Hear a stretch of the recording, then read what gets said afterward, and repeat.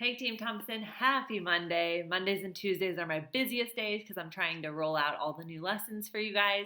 I hope that you've gotten through most of your lessons for this past week and are ready to start fresh on Wednesday. If you need help keeping up with any assignments, make sure you're reaching out to me because that is an area I can help you with.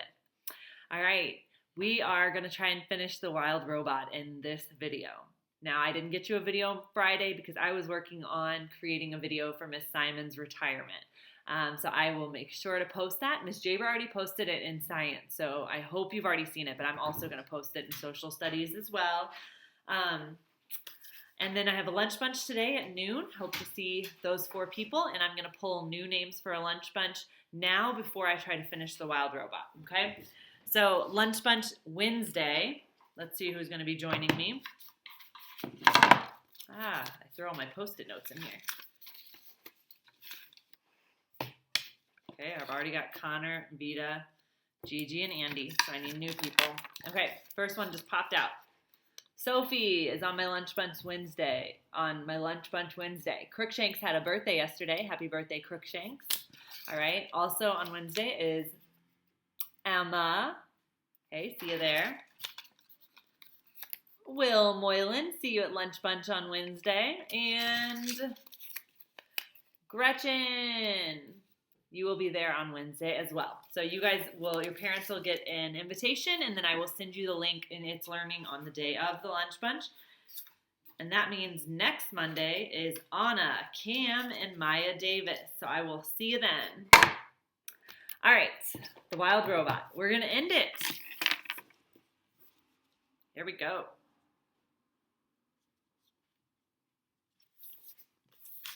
Chapter 72, The Mountain Rumble. Oh man, I forgot. So the Rico robots have come to take Roz home. They just killed one Rico. Okay. The Mountain Rumble.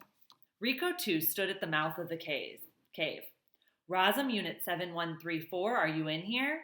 The only response was his own flat voice echoing back. But he sensed movement somewhere down the tunnel, so he switched on his headlights, raised his rifle, and marched inside. The Rico marched past animal bones and rock piles and wide cracks in the walls. His blocky head swiveled from side to side, scanning for any sign of Roz. But she was nowhere to be found, so he turned and marched back toward daylight. And then a deafening roar filled the cave. From the shadows flew a giant body. Who do you think it is? From a cave. Mother Bear charged into the robot and smashed him against a wall. Nettle and Thorn jumped in, and together the family went to work. They rammed his legs. They slashed his chest. They muscled him to the ground. On his way down, Rico 2 squeezed the trigger. There was a flash of blazing light, and the walls began to crumble. Nettle grabbed her brother by the scruff and pulled him outside as an avalanche of rock thundered behind them. Mother Bear howled. The rifle exploded. Stones clanged against Rico 2. The avalanche slowed and settled as a cloud of dust billowed from the cave. Mother? Nettle peered into the darkness. I'm here, said a weak voice. Lulu, stop.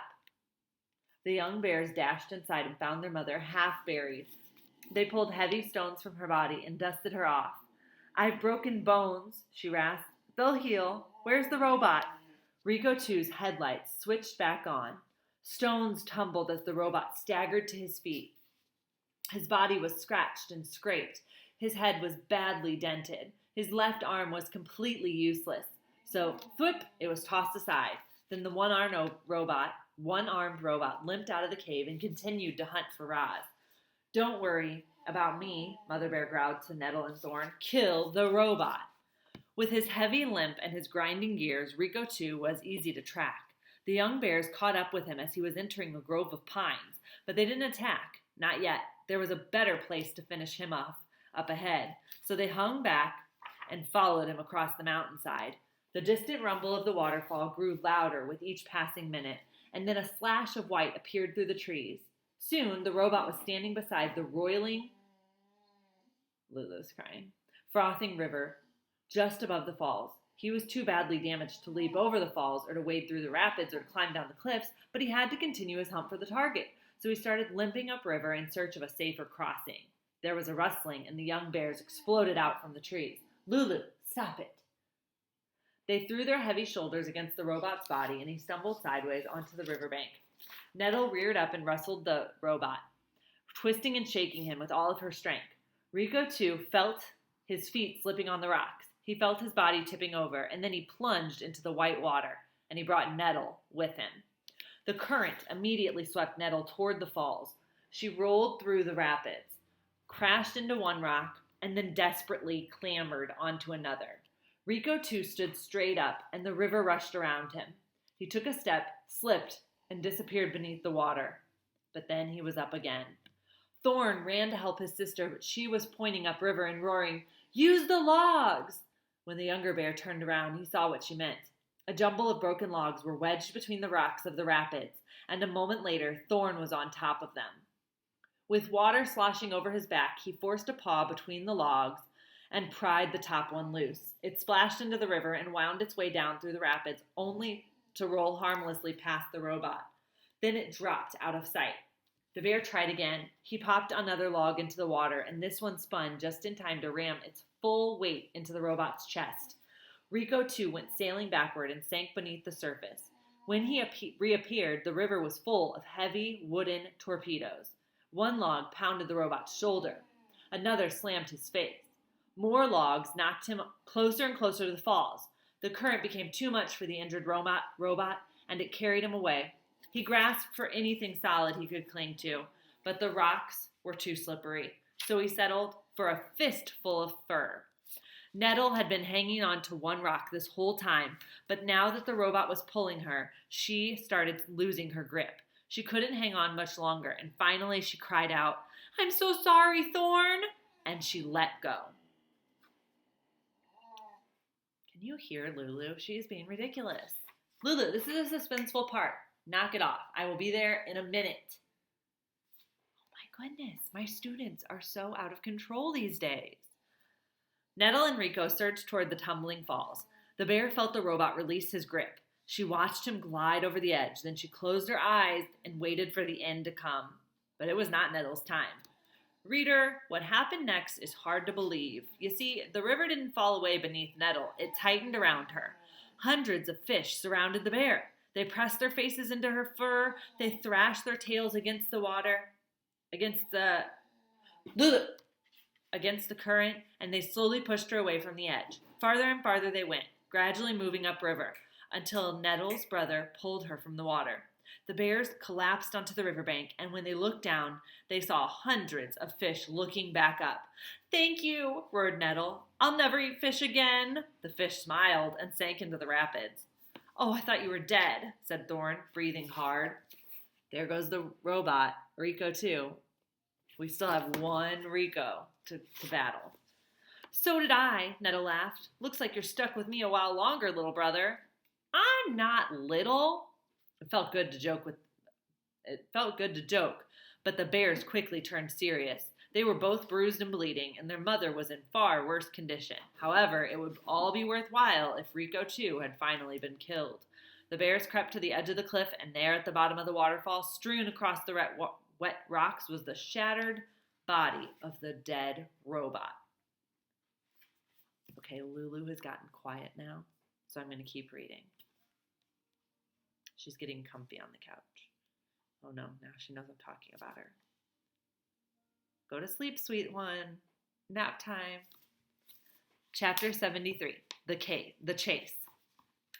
Rico 1 was standing in the great meadow. He stared up at the smoking hill of ash and then down at the stampede of footprints around it. There had been a large bonfire with hundreds of animals and one robot. But why? The Rico couldn't make sense of what he was seeing. After thoroughly exploring the site, he continued through the meadow and into the forest. It was around that time that he lost communication with Rico 3, then Rico 2, and he knew that his partners had both been destroyed. Rico 1 would have to hunt down the target by himself. The hunter marched on. His blocky head swiveled from side to side, scanning for any sign of Roz. He was soon gazing across the glassy surface of a beaver pond. On the far side, a thread of smoke drifted up from another one of those wooden domes. With his powerful legs, the robot launched himself up through the air, soaring in a high, graceful arc over the pond and down to the other side.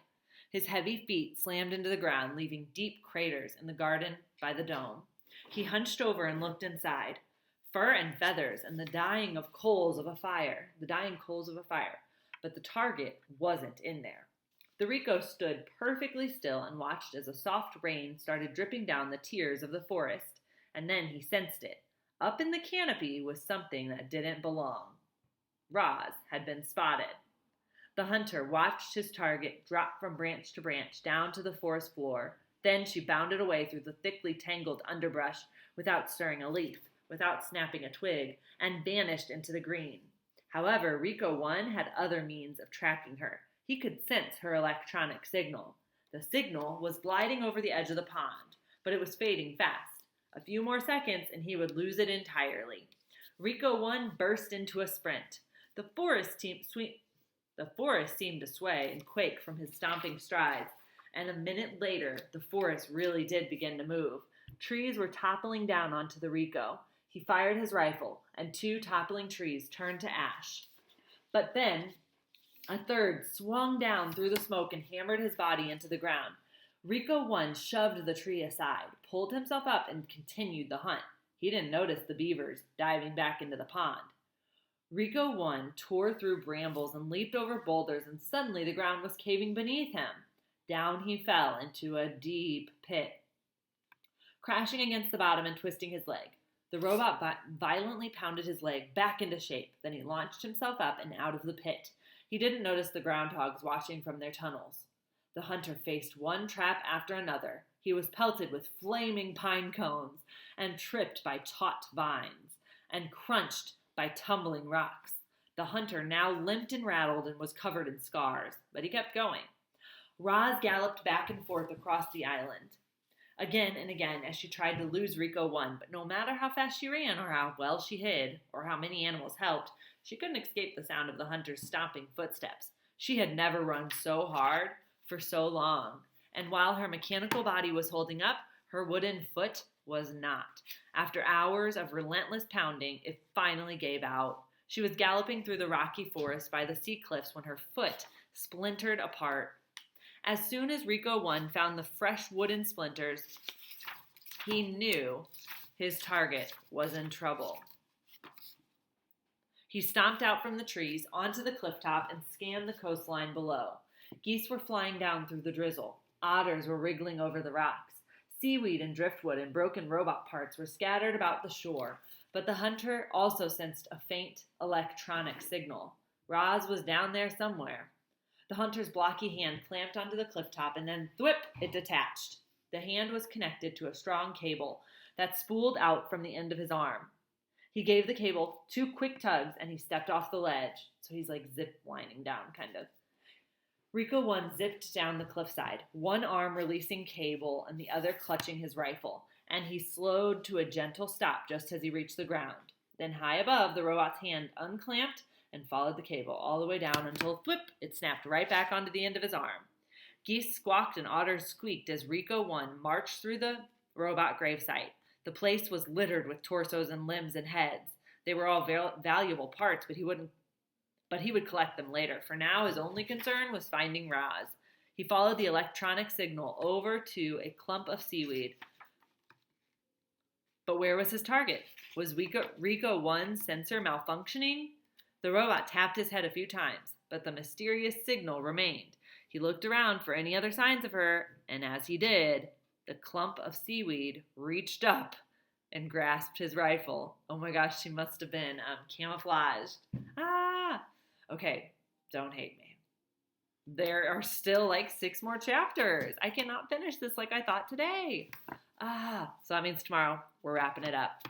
All right, thank you for tuning in. Lulu needs me. She's starting to get restless again. I know, here I come. I hope you guys have a great Monday. Talk to you soon.